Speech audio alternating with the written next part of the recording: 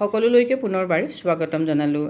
আজি আমি আলোচনা কৰিবলৈ লৈছোঁ হায়াৰ ছেকেণ্ডেৰী ছেকেণ্ড ইয়েৰৰ ইকনমিক্সৰ যিখন মডেল কুৱেশ্যন পেপাৰ, সেই মডেল কুৱেশ্যন পেপাৰখন যিহেতু 2025-26 বৰ্ষৰ পৰা হায়াৰ ছেকেণ্ডেৰী কেইবাটাও ছাবজেক্টৰ কুৱেশ্যন পেটাৰ্ণবোৰ চেঞ্জ হ'ব।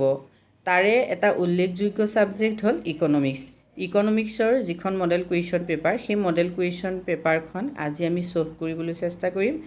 প্ৰথম কুৱেশ্যনটো আছে চোৱা, read the following statements carefully. Statement 1ত আছে, if in an economy the level of income increases it will always proportionately increase the level of কনজাম্পশ্যন।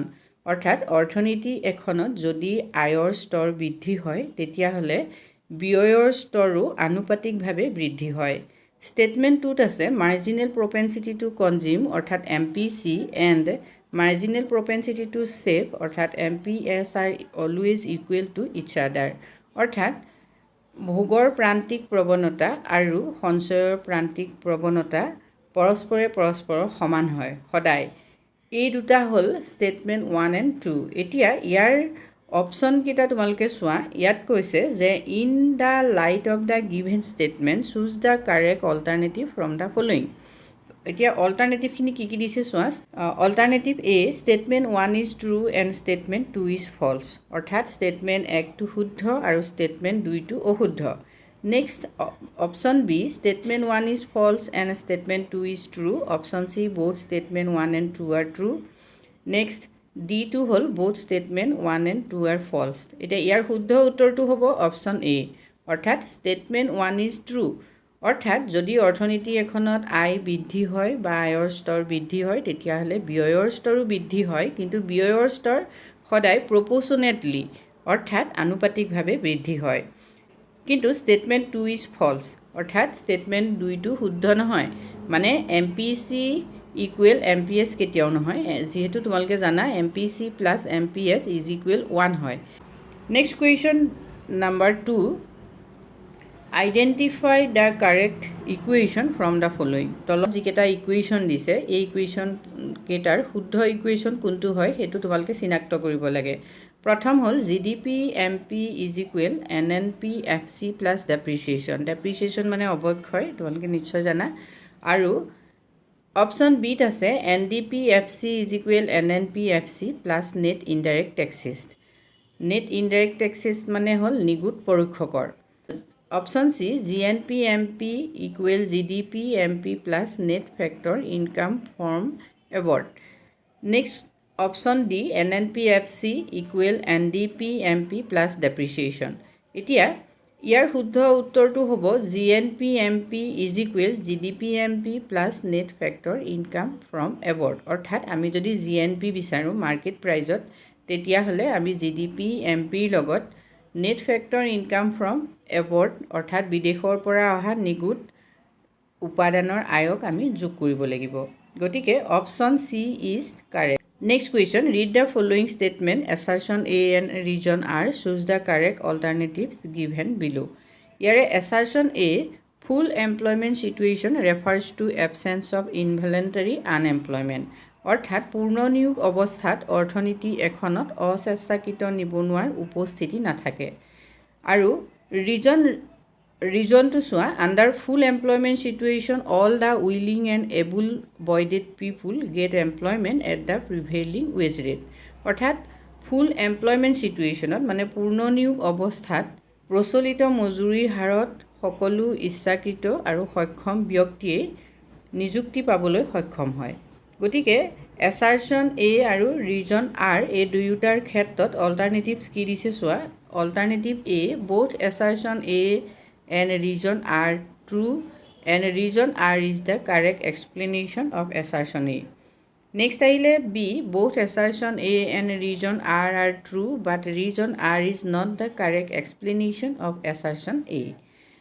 আৰু চিটো হ'ল assertion A is true but reason R is false. আৰু ডিটো হ'ল assertion A is false but reason R is true. এতিয়া চোৱা, ইয়াৰ শুদ্ধ উত্তৰটো হ'ল এ, মানে both assertion A and reason R true. অৰ্থাৎ ইয়াত দুয়োটাই শুদ্ধ হয়, এছাৰশ্যন ৰিজন দুয়োটাই শুদ্ধ।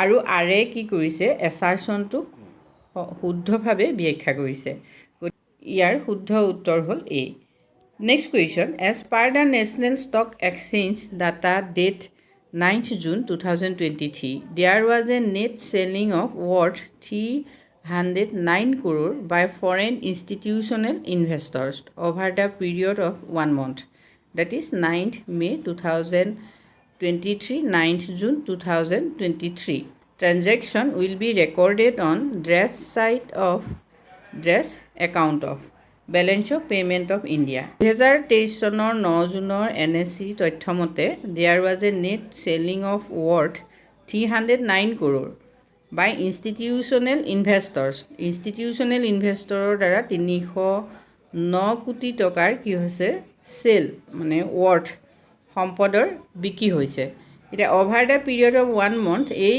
এটা মাহত যেটো বিক্ৰী কথা কোৱা হৈছে এই বিক্ৰীটো আমি কোড ভৰাম ট্ৰানজাকশন হৈছে এই ট্ৰানজাকশনটো আমি কোড ভৰাম তাৰ শুদ্ধ উত্তৰ কোনটো হ'ব চোৱা option A debit credit option B credit capital option C credit current option D debit capital ইয়াৰ অপচন বি টু হ'ল শুদ্ধ উত্তৰ অৰ্থাৎ credit side of capital account এটা বিওপি গণনা কৰোঁতে যেহেতু তোমালোকে একাউন্ট সমূহৰ বিষয়ে ভালকৈ জানা যদি এই সম্পৰ্কত তোমালোকে নাজানা কমেন্ট কৰি জনাবা এতিয়া ইয়াত আমাৰ অপচন বি টু হ'ব শুদ্ধ উত্তৰ নেক্সট আহিলে identify the incorrect features of money supply from the following M1 ৰ কোনটো ফিচাৰ্স ইনকাৰেক্ট ফিচাৰ্স হয় তলৰ হেতু তোমালোকক বাছিবলৈ কৈছে প্ৰথম আহিলে it is measured at A point of time মানে ইয়াক এটা নিৰ্দিষ্ট সময়ত পৰিমাপ কৰা হয় নেক্সট আহিলে it does not include stock of money